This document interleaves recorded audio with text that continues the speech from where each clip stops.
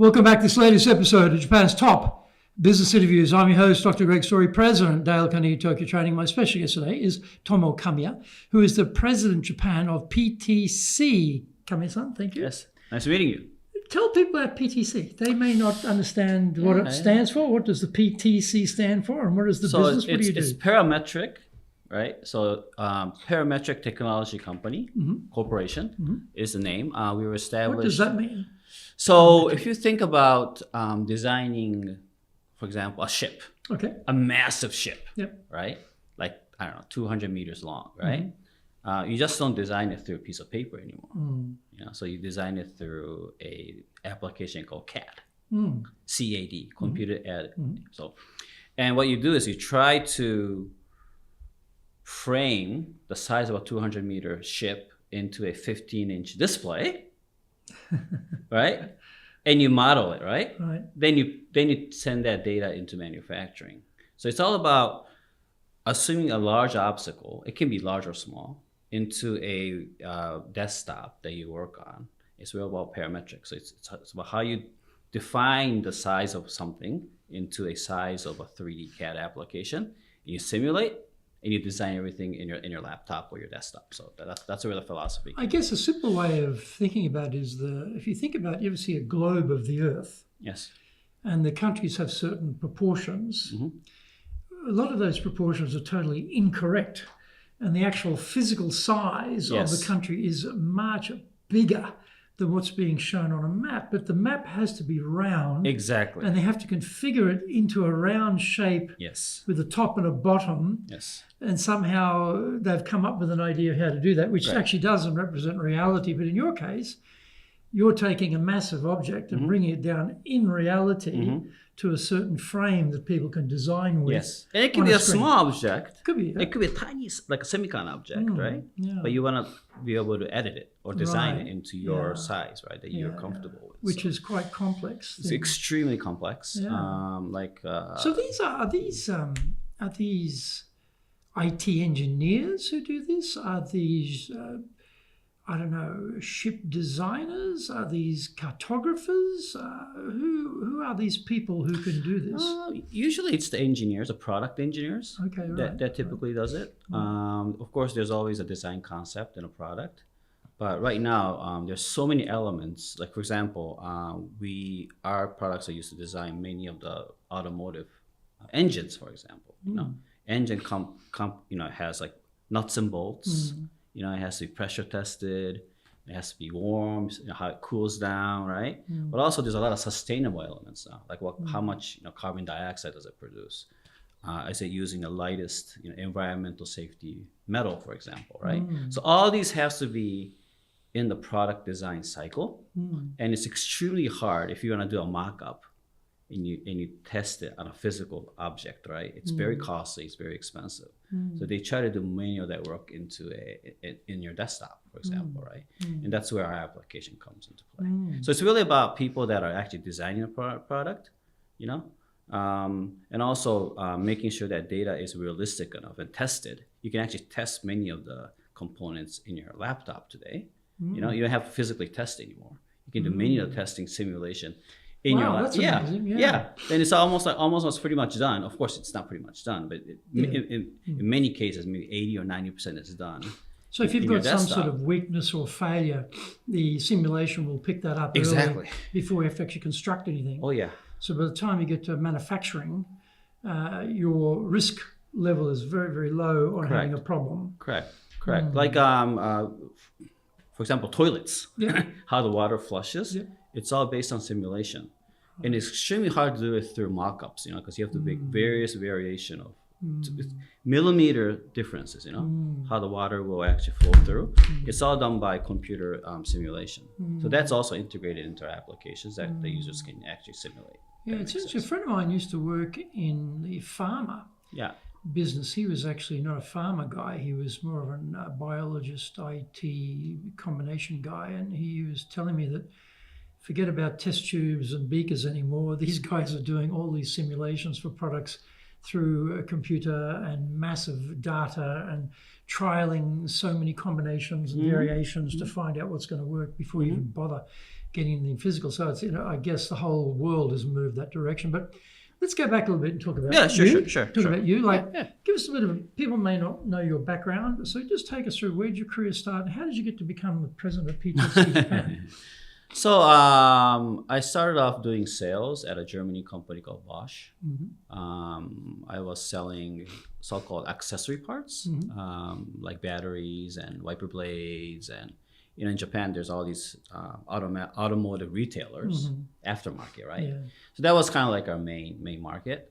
So I really wanted to do sales in automotive because my father was in the automotive business. I kind of like cars, So that kind of drove me into doing that. But what's interesting is, we do remote work today, right?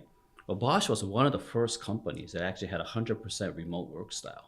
Really? Yeah. How long ago was that? Yeah. So when I joined the company, I think I was about a month in. After doing some basic training, they sent to my house a car, a fax machine at the time, right? A laptop, catalogs, and all sorts of stuff. You rent a parking lot in your house. It's like freestyle. Wow. You don't have to come to the office. This is what, 20 years ago? Oh, more. Almost 30 years ago. Wow, Bosch was really... Yeah, it was very innovative at the time. I kind of like that. Like, you can create your own market, and I had Kanagawa prefecture and Yamanashi prefecture. So you could do as much as you wanted in that market yourself. Just one guy, one market. Yeah, exactly. Wow. Yeah, but that's a big market, though. Yeah, there was about maybe it was about 70 retailers in Kanagawa. But what was also interesting is that you would do route sales, right? It's basically you go to stores and you talk to the store managers and stuff like that. But once you stop going, they stop selling. It's amazing. Really? Yeah. It's such a close relationship. It is. So the brand and the product doesn't carry it by itself. The salesperson's energy. Correct. Now, why is that? I mean, you would think that Japan's a very quality-sensitive market, reliability sensitive market. Bosch is a global company at that time. For you as a sales guy, you're representing a global brand, very well established, very powerful, long history, or you're ticking all the boxes for a Japan buyer in terms of risk reduction. Yeah. And yet, if you didn't turn up regularly, the sales would go down. Why do you think that is? Oh, because I think there's a lot of domestic competition that are much more known in Bosch. Right. And Bosch, was selling a bit more higher end parts, like even like BMW and Mercedes, right? So the products were high quality, but the price was a bit, on the higher side, So, I think it's natural that, especially like store people, they tend to sell what's easier to sell. Yeah, of course. They want to reduce as much complexity into the time of sell. Yeah. So they tend to go to the cheap stuff, right? It's easier. And Japanese brands are not low quality either, right? No. So you have to always it's a constant education why it makes better sense to sell Bosch relative to your competitor. And also it's building trust. So because you can't be there every day, but you would assume that even if you're not there, I would be watching, in a way. So it's 70 companies, 20 days in a month, working days, basically. So it's a cycle of, probably, 80 days, 60, 80-day cycles by the time you're getting back to them, I guess, right? Yeah. And also I built a lot of trust by actually selling myself. So how does that work? I mean, we've got a lot of salespeople. I'm a sales guy too on this call. So they're listening to this going, all right, Tomo, what's the secret here? How did you sell yourself? How did you differentiate yourself from all these Japanese competitors selling, equally good products at a cheaper price? So I mean, now cars are much more higher quality, but at the time, during summer heat, right, the batteries would die in many cars, right? So on the weekend, you'd be lines of cars waiting to change their oil, right, in the weekend, So what you do is on Friday, you would negotiate with the store manager and say, hey, can I have this space on the floor, not on the shelf? Because in shelf, a battery, it's about 30 centimeters or something. There's a limit of inventory you can put in the shelf. On the floor, it's endless, right? Right. So can I have this space? And I could stack 50 batteries up. And they would say, okay, but we can't, your products are so expensive. we can't sell it. What are you gonna do? I said, I'll sell myself. Oh. Yeah. So next day, you come in on the sad day, and you're shipping batteries like crazy. So I would stock it up on Friday. The following day, I would wear the retailer's uniform. Okay. And I would put a battery checker on my neck. Right. Right. And these cars would come for battery checks, right? Yeah. And some people have to wait like 2 hours, 3 hours to get their oil. So you got tons of time to change a battery. Yeah. Then I would go to the person and say, hey, you have some time. Do you mind if I check your battery, because it's hot, and half of the batteries are pretty much like down. So you check it, your battery checker. Then you say, hey, you got 2 hours. Why don't you come to the shelf and I'll explain to you what our product is. Then you start upselling, right? The cheaper stuff to Bosch. Right. It was about 3 times the price, by the way. Right. Then from a consumer point of view, you'd rather pay 3 times the price and not have your car fail. Exactly. Because it's a huge hassle. Yes. And time waste. I mean, you're buying reliability, aren't you? 100%, and then I would say, hey, then they would say, how much does it cost to replace it? I would say, I'll do it for free for you. Getting better all the time. This is the offer, isn't it? The offer is going value. Now, here's a question. There are lots of people working for Bosch in the same job, in different locales for you. Yes. Are they all doing the same thing? I don't think so. This is very specific to something you thought of for yourself. Also, but I think you have to have that relationship to get there in the first place. And have the trust, I guess, to have 50 batteries stacked up. Yeah, for sure. It's a big inventory risk for them, right? But I think once...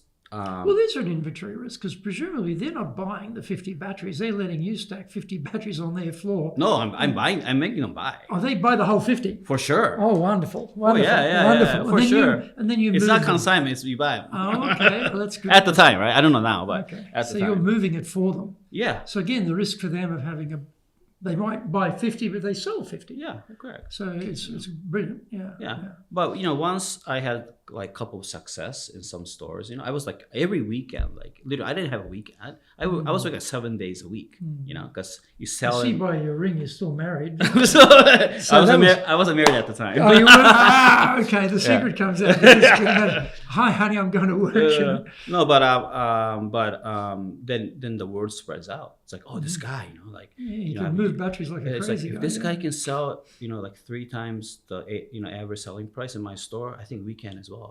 So they're like, oh, can you come and train me? Can you come do that? And just the word started to spread out, and I built a trust. So you really with leveraged. Yeah. So that was a really interesting time in my career. I worked a lot. It was a lot of work. Oh yeah, it would be a lot of work. And you change your battery, and the acids come out, and it builds holes in your suit. So you have to change suits all the time and stuff. It was bad. It was heavy too, by the way. They're not light. No, so batteries. It's good training. Batteries are heavy. It's super heavy. Yeah. Good. Yeah. And so, how long were you at Bosch? So I was there for 2.5 years. Right. And I kind of got used to this route sales type of, Yes. Then I wanted to do a bit more like high level, like building more proposals and stuff in a longer term. It just happened to be Dell at the time was kind of I would say in an expansion mode in Japan, and I didn't have any interest in IT at the time, but my friend was working in HP, and so I told him, what is this company, Dell? He said, oh, this new startup company. Oh, when it was a new company. Well, wow. I mean, it was relatively, it was like maybe 5 or 6 years in, and they were like, oh, this guy Michael Dell, he just released a book. So I went to the bookstore. It was called Dell Revolution. I forgot the book name. They didn't know Kakume was in Japanese. So I bought the book and I read it. I was like, oh my God, these guys are like, they're fighting against IBM, selling, PCs directly to the end user, bypassing the channel. Yeah. And which was revolutionary, as he says, Kakume. It's a revolution. Yeah, it was revolutionary, And I was like, oh, maybe this is something I want to be a part of. Plus, the role was selling into enterprise companies. So the bigger deals. Yeah, bigger ticket prices. Yeah, correct. Bigger everything. Yeah. So more complexity as well. Yeah, that's what I assumed at the time. I was still like 25-ish, so I applied, and they brought me in, and that's my start of my IT career. Yeah, really. Right. And so, how long have you done? Dell almost 6 years. Okay. I did everything from I did sales. I did all the inside sales first. They make you do all the inside sales. Like I was selling these like 10,000 yen batteries, right? I was selling it on the weekend. Now I have these phone sales selling like 50 grand servers on the phone. I was like, oh my God, this is like, it's a totally different ball game, you know? There was a famous commercial in America for IBM that no one ever got fired for buying IBM. Really? Yeah, it was in the 60s. And they were aiming at the IT guys and companies who were making the buying decision about what sort of hardware the company would have for their computer setup. And they were pitching to them that no one ever got fired for buying IBM. Safe, secure. So again, strong competitor, Dell, newcomer. Yep. Probably not really known in Japan. So again, 50 grand on a Dell server, that's like, ooh, who's Dell, you know? But at the time, IBM would cost like 5x of that. Yeah. You know what I mean? Yeah, okay, so IBM is much... Yeah. But I remember when Michael Dell came to Japan, I think it was my first year when I joined. We did this all hands, right? There's some, 300 people in Japan still? No, it's much bigger, I think. But he said, I still clearly remember to this day, he said, PCs will be like a calculator. Yeah. It's gonna be commoditized in 10 years, right? So, the spec of the PC won't really matter. It's really the customer experience that's gonna really be the differentiator. Time to market, services after that. I was like, oh my God, oh really? And that kind of blew me away, So this is pre-Apple. Pre-Apple meaning? I mean, it was Apple in the market. Yeah. So but they were competing against Apple, right? Yeah, but I don't think Apple was much of a competitor at the time. Right, Windows 98, right, was coming up. So it was internet phase. Phones were still, Japanese cell phones were the predominant phones used in Japan, by the way. Now it's all iPhones. We have Panasonic, NEC. People were using Japanese phones at the time. We were just going from pagers to cell phones, right? ADSL was the thing. So, but it was a very interesting time at Dell. I was one of the, I wouldn't say the first batch of people, but I was in the first, probably the member that was really accelerating in Japan, right? So I did sales for 2 years. Then an English boss named Joanne Wilkinson. She's a really good. She was a really strong man. I think she really changed my career. But she actually invited me to come to marketing, product marketing. So that's when I kind of started my marketing path. Yeah, and she said, "Hey, why don't you run our desktop marketing? You can speak English. You're a really good, sales guy. You know the market. We need someone that can talk to the public, can train our salespeople. I think you'll be good at that." So, in Japan. In Japan, yeah. Right. Okay. Yeah. So where does English come into it for Japan? I wonder. Well, because the fact that you could communicate with her, I guess, and with her the organization and headquarters too, right?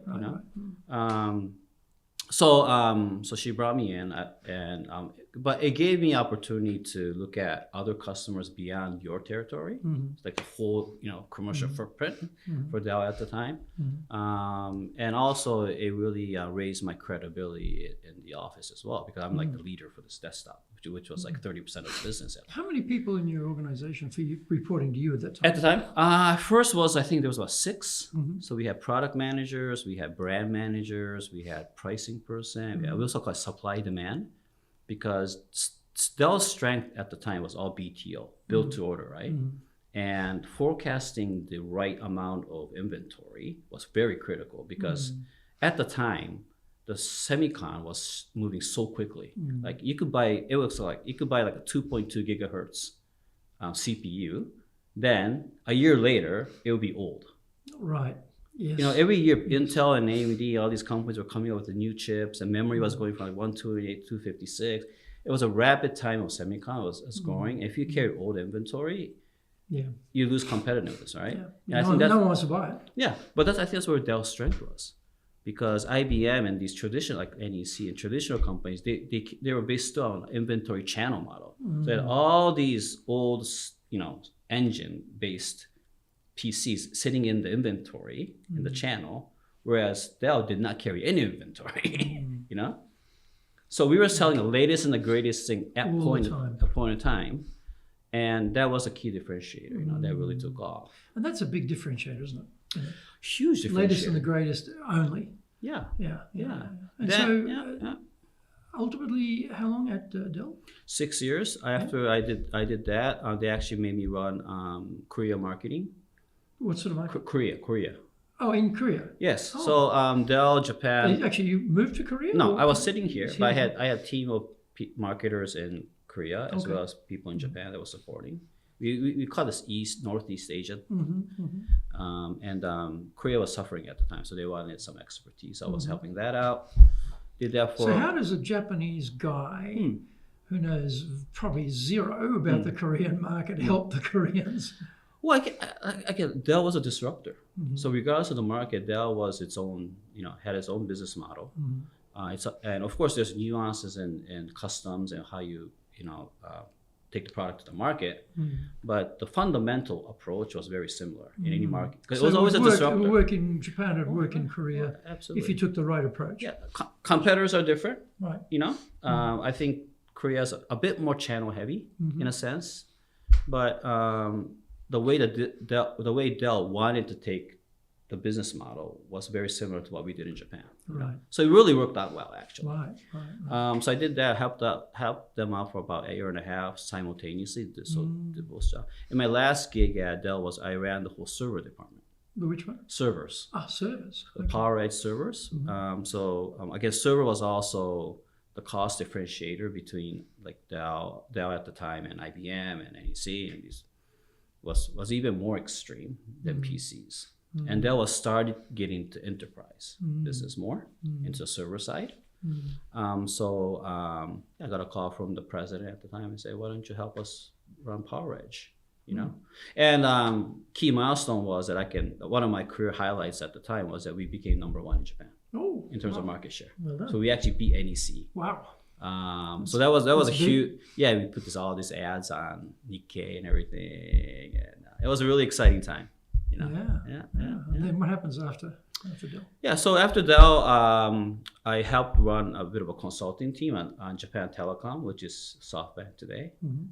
But I didn't. Eventually, consulting was not my thing. So AMD at the time called me and said, "We need a lot of help to grow the business here." It was fighting against. And AMD is doing semiconductors. Yeah, semiconductors.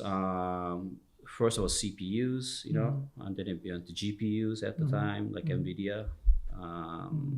So I was running the whole marketing group in Japan. Then after I moved to Singapore for about 4 years. Okay. Yeah, I was running the South Asia region as well as running some of the strategic customers. Now here's an interesting point. Relations. When I in Dale Carnegie, we have people right throughout the world, so we've got right throughout Asia, except for North Korea. They're everywhere, right? And I really notice a difference. When I deal with people from other parts of Asia, man, they're hungry. They are hungry. Oh, yeah. They are really hungry. And then you sort of look at Japan. Everyone in Japan looks like they had a big lunch and have a bit of a nap after lunch type. The energy is different, like the hunger is not there in Japan compared to these countries. And they're happy to cut corners. They're happy to be fast. They're not worried about perfection. They're not worried about no defects. They're worried about get it done. The drive is different.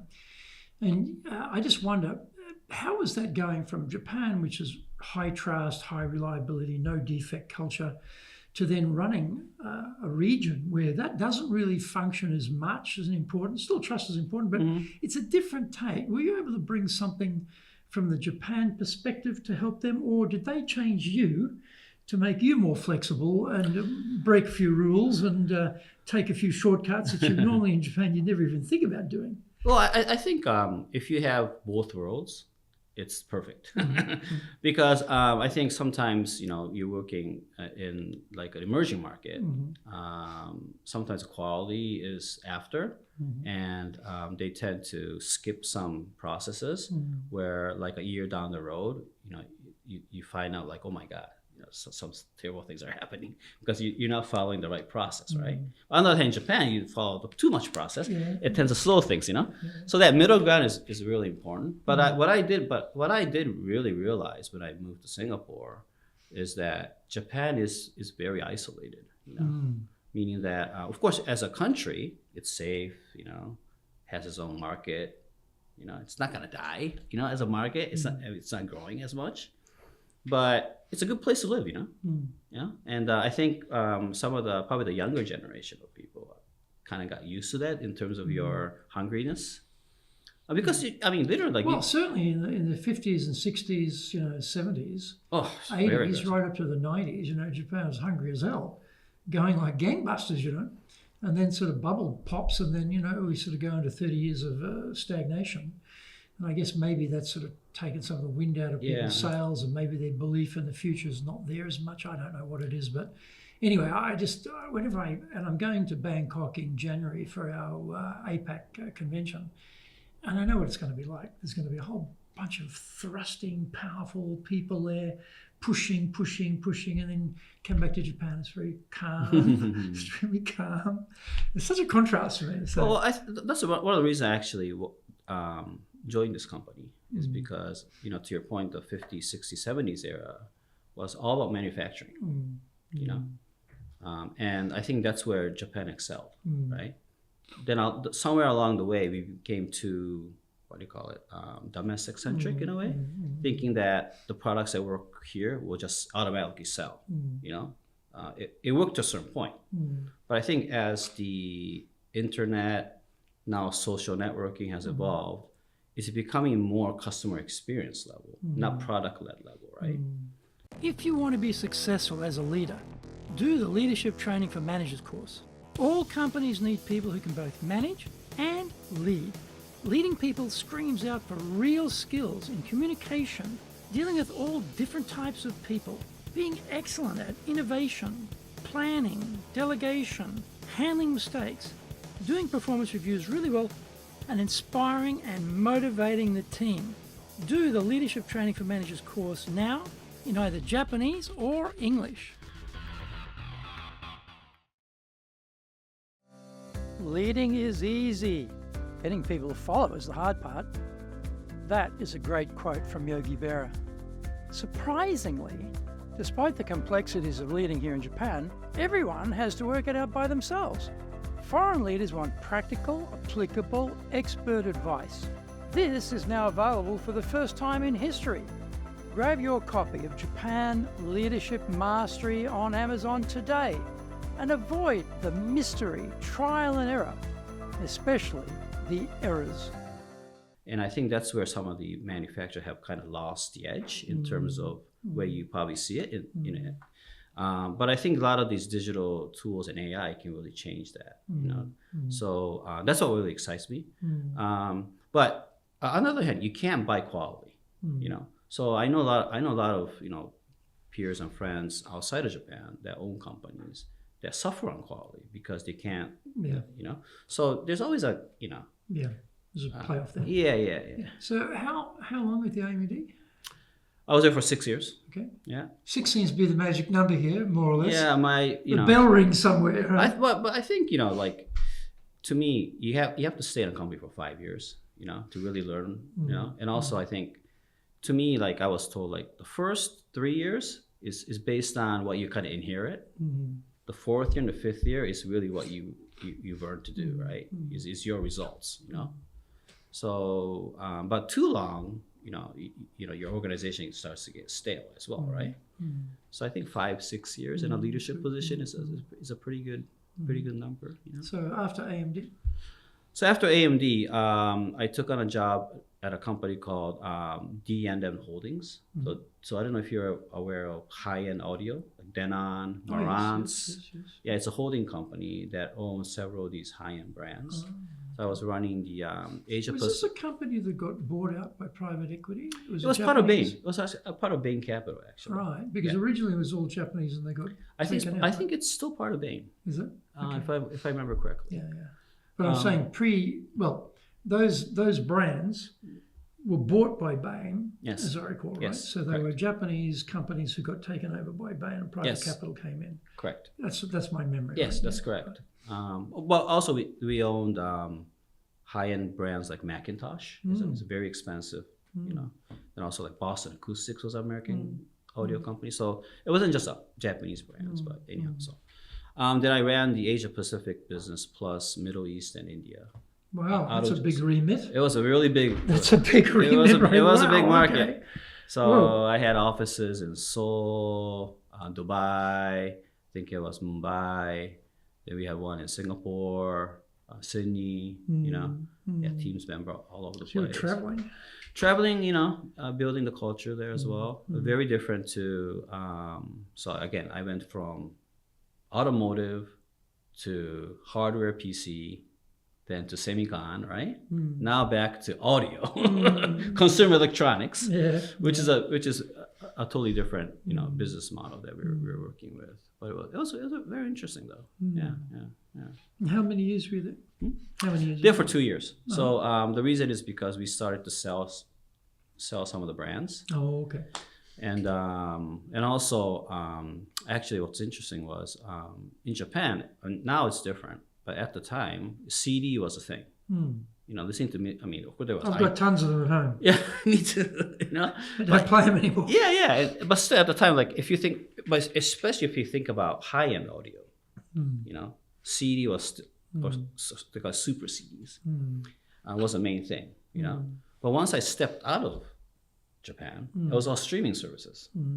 Pandora, Spotify was starting to go bigger, Apple Music and stuff like that, right?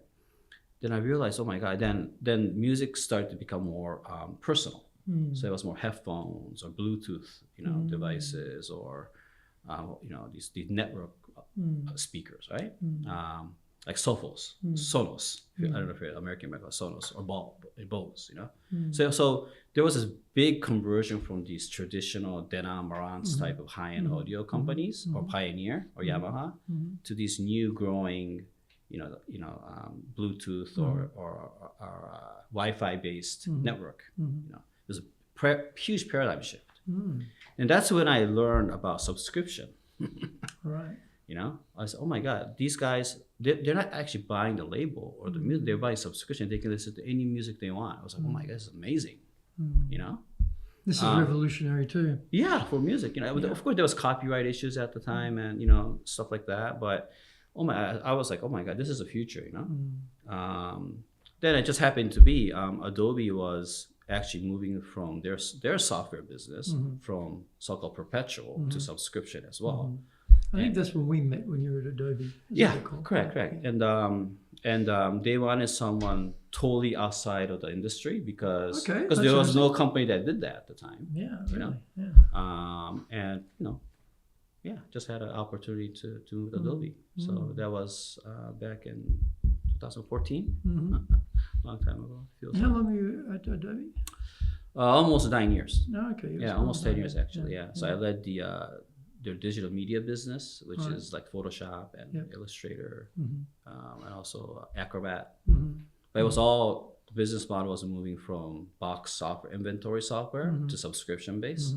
So a lot of e-commerce, digital engagement, we call it like customer engagements and stuff.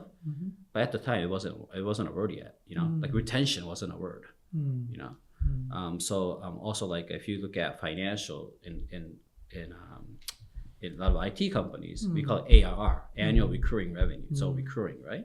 That wasn't a thing at the time, It's like printing money, isn't it? Annual recurring income. So you're farming, you're not hunting all the time, replacing. I mean, you have to replace buyers, but having that constant base is tremendous. Correct. And so, how after that was you came PTC? Was that yes? Step, right? That's right. Yep. Spent 2 years. My third year. Third year here now. Okay. Yeah.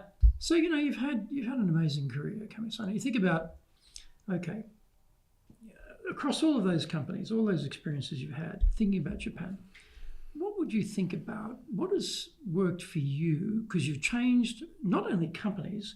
You've changed industries. Yes. And you've not only changed industries, you've changed roles across all of these. So you're like, really moving around.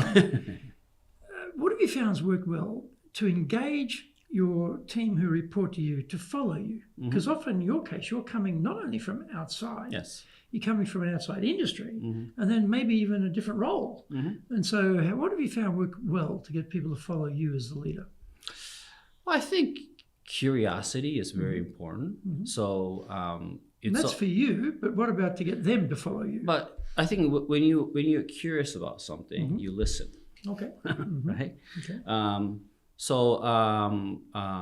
think listening is it seems easy, but you have to do it in a very like detailed manner, especially to Japanese, because they don't tend to speak, right? So I think spending a lot of time on listening, but also when I think there's key events that happen, it could be a big deal, it can be some kind of extremely difficult decision you have to make, business model changes, like I said at the time, is that I think the leader has to lead. In that you have to be at the forefront, not the back, you know, because I hear a lot of, you know, people, you have to delegate. Of course, that's important. But when there's something that's very critical that you have to make decisions on, or maybe it's a big customer complaint or something, you can't like, you know, hide behind and say, hey, you know, you guys solve it, right? The leader has to like get into the front, and I think that's where you earn trust. And I personally like doing that, actually. You know, I like to be on like the center of. That's the sales guy, and you coming out. I'll be, you know, be with the client. Yeah, and also, you know, like then I start to realize, hey, you know, as you get more senior, it's like how did I feel when I was in their shoe? How did I look up to, you know, that senior person at the time? It's not like you talk to them all the time, right? But it's when you have some kind of issues or trouble, you're willing to like ask for help, you know, and that leader is willing to listen, and not just listen and give advice, but actually take action for you, right? So, and I feel like that's where leadership is. So that's where I try to, you know, spend much time as possible, you know, and it worked well, you know. I hope it's working well. And so a related part of that too is, you know, when you've been across so many industries, so many companies, geographical regions, location-wise, you know, you're picking up a lot of ideas. Yes. You're picking up a lot of inspiration. You're seeing things from a different angle to the people around you.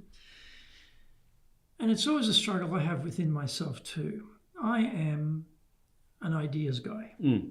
I have got no shortage of ideas. I've got too many ideas. And so what I've got to be very careful of is that I'm not just running the company based on singular ideas coming out of me, that I also have to get ideas from the team. But you have to actually be conscious of that, because you sort of, let's get an idea, let's do it, let's execute, let's make it happen, you know. And then you forget that you look back and wait a minute, all the ideas last year all come from me. So what have you found works well to get ideas from bottom?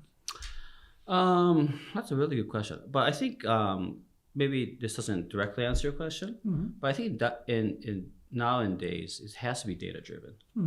You know, but you can come, and anyone can come up with great ideas, but to make it, because in the end, someone has to invest in that idea, right? Whether it's your time or it's money involved or anything, there's investments. You know, once you set something that you want to do, and unless there's some kind of data points at a certain amount level that justifies that, I think it's very difficult for anyone to actually, you know, like get inspired to work towards that, you know. So I do tell my team that ideas are welcome. You know, ideas are free, right? It's free. Bring it in. You know, bring your ideas, right? But it's got to be data driven. You know. And do they do that? I mean, is that an invitation they take up, or do they feel like, oh, I don't have a good enough database set, or I don't have a good enough idea, I don't want to waste his time, I'll just keep it to myself? I mean, how do you actually get them to surface ideas? That's a very good question. You know, there isn't a certain method we do. It's based on like frequent meetings and communications that we do, you know. Like some might have some kind of random idea about wanting to do a massive trade show, for example. Then you say, hey, that's a great idea, you know. But what's the ROI?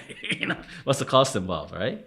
You know, so again, you know, I think it's just constant. Now, my advice, because I saw your question about then what's a good advice you would give to a leader in Japan to get these type of ideas, right?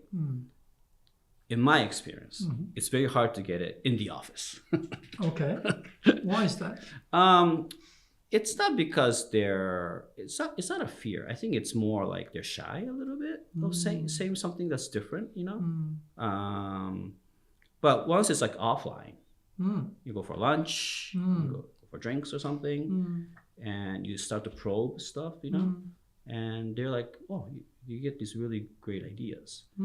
So it does require a bit of your private time in a way, and your liver sometimes. but I think, you know, that's something like necessary if you really want to get like full potential of your employees. And I do spend a lot of time on that actually. Yeah. And related to that too is we talk about trust. And you talked about earlier getting trust with the buyers when you were selling batteries and that type of thing to get them to allow you to put 50 batteries and buy 50 batteries and then have you sell them for them. And I know trust is important everywhere. It's not like Japan's the only country in the world where trust is important. It's important everywhere. Yes. But somehow, for me, trust here seems to be somehow even more important than other countries. I don't know why, but I feel that. I just feel in Japan, trust is even more important. So thinking across the companies you work for in Japan, the people you've been leading, what have you found worked well to try to build trust with teams who are reporting to you? Again, it's all about showing that when some issues that occur that you can't resolve yourself, the leader is there to help out, and again, not just give advice but actually execute, right? I think that's very important. And also it's being able to listen. I think that's really true. Now, when I say listen, you know, again, you have to set the right forum to listen. So some people might want to talk offline. Maybe some people are comfortable in the office, you know. But I think setting that time is very critical. One thing I can tell you is when I was in this journey at my former company, going through this senior management journey, I attended a 6-month thing at Stanford. It was called Asian American Executive, I think, program or something, right? So I was the only local, I mean, non-U.S. citizen Asian that participated. So most were Asians. But I'm sure that class was full of people from everywhere. But basically Asian though. Okay, right. Yeah. But they're American though. They're American citizen. They were born in the U.S., but they're Asian descent, right? But they all had the same issue. This was very interesting. It's very interesting, you know. Okay. And it was all about, you know, people don't speak out. People. Oh, really? That's interesting. I mean, well, I mean, and it's relative. I guess. And the professor showed us all these surveys and blah blah blah. But well, it was kind of interesting, you know.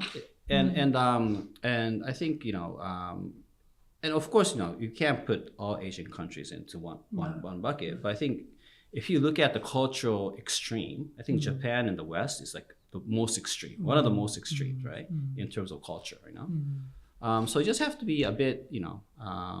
I think you have to work a bit harder to get people to open up to earn that trust. But when they trust you, beautiful things happen. They will trust you to the end, you know. But it just takes a bit of time to do that, you know. So I think listening and building a forum, being empathetic, I think these things are very, very important. I spent 2 weeks at Stanford doing a program on strategy. Okay. It's fantastic, you know. It was like 100 plus people spending huge amounts of company money to send them there like me. It was awesome. I often found those programs, you're sort of like you're flying at 30,000 feet because they're very, very big picture, high level stuff. And then, you know, you turn up back at work whenever you get back to work at your desk, and it's like, okay, nothing I can necessarily execute today from that experience. So how did you find taking that sort of broad spectrum experiences and then bringing it back to something that you could actually physically execute, or something you could do in the company from that experience that actually make it better? Well, I think it's time. I mean, the only thing you can't control is time. Obviously, I have a family, so I have need family time, right? And there's times that you can't control. You know, I mean, you don't want people working like 12 hours a day either, right? No. So again, after the Stanford thing, I had this executive coach And I did that for about 6 months. And she told me, hey, show me your calendar, you know? And okay, I showed her my Outlook. It's like, hey, Tomo, how many people do you have? I said, XYZ. I said, how come you only have like one-on-one a week? You know, you have all these customer meetings, business meetings, blah, blah, blah. You only have one-on-one with your team? It's like, oh, yeah, if you think about it. She said, you got to spend 70% of your time on one-on-ones. Mm. And it was like a paradigm shift, you know? Right. You know? Because she said, you're not actually listening to the people. You're prioritizing more time on your own objective, not on your people. Mm. So I had to like totally reshuffle my Outlook calendar and spend a lot more time listening to people, you know, whether it be your direct reports or skip level or your peers or, you know, etc.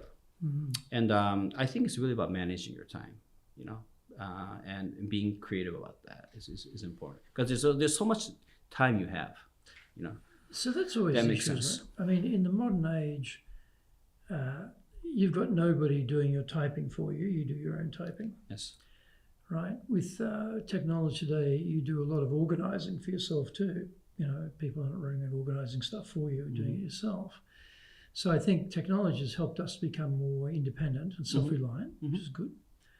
But it also sucks up a lot of time. It does. You know, when I first started work, there was a secretarial pool. You know, there was a whole floor full of young women typing away, which is where all the girlfriends would potentially be. You want to get down there as much as you could. Any excuse to go to the secretarial floor and grab it, you know.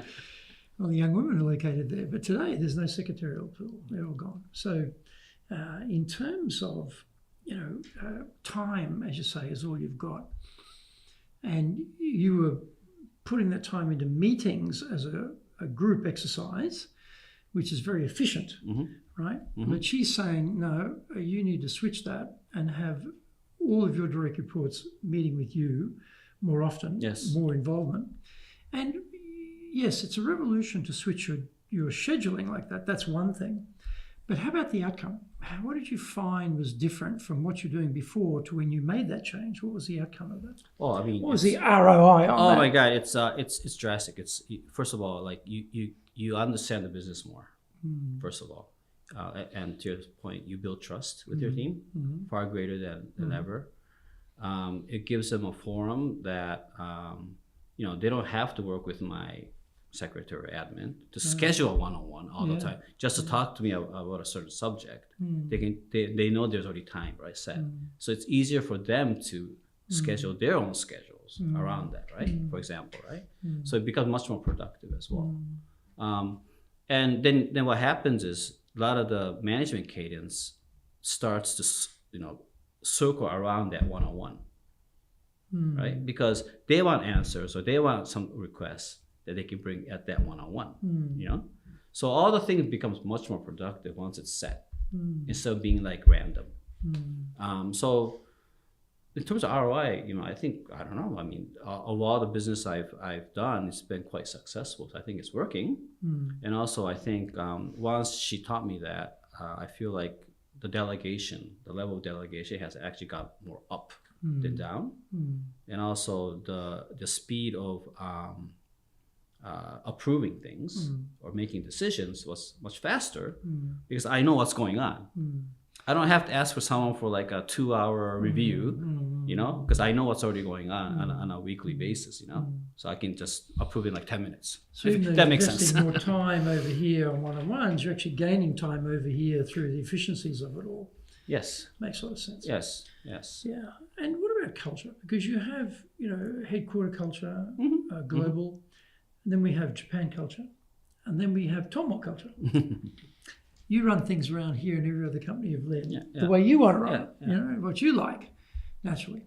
So what have you found has worked well to build a culture that you like? Well, I think first of all, the corporate culture is first, you know, because any company you work in, you know, has different cultures, right? I mean, you can look at, I think a lot of companies disclose their corporate culture. It looks the same, but there's very different nuances when you actually start working, right? And I think that's the key differentiation against competition or how we're thriving in the market, you know? So I think it's very important that you understand the culture yourself and you adopt it. Now there's obviously, nuances that you have to adjust in Japan, for example, which is quite different. But I think that, again, the key is making sure that the corporate culture itself is like highly valued and is in the high priority in in how you communicate to employees. And I always tell my team, like, your company has to come first. Because people buy our products because it's the best. And we have to trust that whatever the philosophy or the strategy that's integrated when building that product is coming from our culture, right? And that's the key differentiation. So I think that's something that we all have to. Then when you take that product to a customer, or when you market it, of course there's cultural nuances, right? How you communicate with your clients, because it's different. That's where I think you have to start adjusting to the local culture. But the starting point has to come from the importance of your corporate culture that you work in. And you talked before about advice for people. If someone was going to be sent to Japan to run the operation here, and they called you up and say, Tomo, I'm going to be in Japan, I'm running our organization there. How can I be an effective leader? What would be some advice you'd give them? In Japan, right? For them to come here and run the company in Japan. Not your company, their company. Of course, ideally speak a language.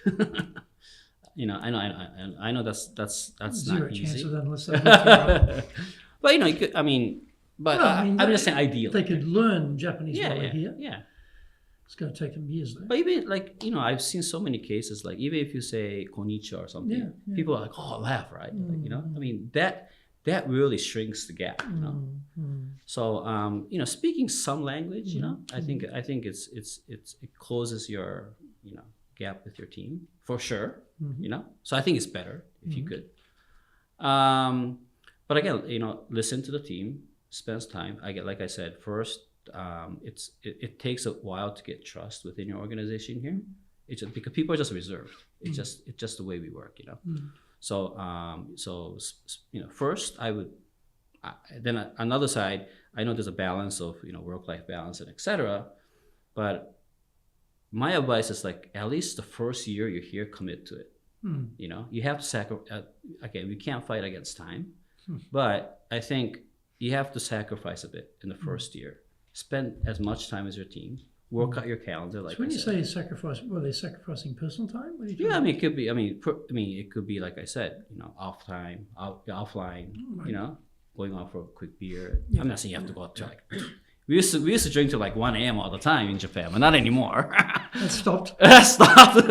But spend some time. It might sacrifice 1 or 2 hours of your private time. If you like golf is always a good way to communicate, as in Japan, with executives, with customers and stuff. Never worked for me. I know. I was always on the right side there, looking for my ball, trying to get back onto the green. I never socialized with anybody. I saw them driving and putting, and that was about it. Can talk to anyone. Where's my 10 ball gone? But I think if you really build a reputation in the first year, like, oh, this guy spends time for me. He's not just here and he's gonna go back in 2 years, right? This guy really means a lot to us. I think you'll build that trust very quickly. If you come here and I'll go home at 4, a bit of a US style, very, So they go home at 4 in the US? Oh, trust me, really? It's 4 or 5. Really? I'm just saying. Okay. But I'm just saying, it's quite different that I see. Put it this way, right? There's life after work there. Yeah. So what other things should they do to be an effective leader in Japan? Meet as many customers as possible. Why is that? Because that's where you learn the most, I think. Again, every customer is different. You talked about the cultural differences. Some are, very hard to work with. Some are very hard to gain trust. Much more difficult than your employee. Put it this way. But you learn a lot. The nuances and what their priorities are, what their challenges are. So try to meet as many customers as possible is my advice. Well, that's good advice too, I think, because often when you get here, the company is formed by the time you get here. It runs in a certain way. And then you come in, you look at it, you go, why are we doing this? This seems wasteful. Yeah. or this seems inefficient. And it's not what we do in headquarters. So I better get rid of that. And then the people resist. They don't want to change it. So I better get rid of the people too, because I need to change here. I need to fix this. And they are not cooperating. So they got to go. However, you can't talk to the customer. That's when you realize, oh, that's why we're doing it this way. That's the rationale. And this is why the people are defending the customer, you know, to keep them as a customer and resisting me and what I want to do. And that opens up, I think, a different window to the world here that you probably don't see in the headquarters ever. And perspective changes, I think. So I like that idea. What else should they do? I mean, also subtle things. Like I remember there was two patterns. Okay, there was two expat patterns, president, patterns. One guy sitting in the office all day, his own little president room, never got out, never talked to people. When he wants, he would call the secretary. Secretary would call him. They would come to his office. He would never walk the floor. Right? Very bad engagement scores. Then there was another manager, open office, no of these president things. In the morning, walked. I say, hey, how you doing? I need you anything. Just these little subtle things, builds trust, right? So I think that approach actually on a day-to-day basis is quite important as well, I think. But again, try to do that in the first year as much as possible, right? Then people will be like, oh, your reputation will be totally different in the second year, right? And also, I think, there's what do you call it? A silent minority, right? Like there's people that often don't talk, but actually has the most knowledge. And how do you get that voice out? It actually has a lot of hints on the issues and the challenges that you face, and try to pull those people, from their comfort, because they could be, this remote work has made it a bit more difficult because we have a lot of these silent minority people that don't come to the office quite often. Still, because we haven't really forced people to come to the office. Oh, okay. Yeah, so Should you? It's debatable. I think we get more product, but on the other hand, I think a challenge for us at my current company is that most of our clients are not in Tokyo. Okay. They're in factories and a lot so they're like flying around, scattered around. But I think getting that voice from silent minority that that has they're like they're building the building blocks of your house. You don't realize it, but understanding their pain points will build also your trust in your organization, I think. What's your definition of leadership? To me, it's again, it's someone that is willing to execute when something really bad happens or some trouble happens. Of course, there's a lot of definition of leadership, right, against management or something. But I think what differentiates many leaders that are good leaders relative to leaders that don't earn trust is when something really goes south, you're willing to be there, you take action. You're like forefront of the action, right? I think that's really leadership. What about AI, leading in this era of AI? What do you think is changing about being a leader in this era of AI? Well, I think the human traits won't change. If something goes south, I don't think AI can replace that, the empathy part, right? That's required. But it gives you a lot of tools to be equipped to answer some of these difficult questions, that you might not have gotten. So it might be if there's a situation A, how should I handle this? Maybe AI will give me some advice that you should do X, Y, Z relative to situation B.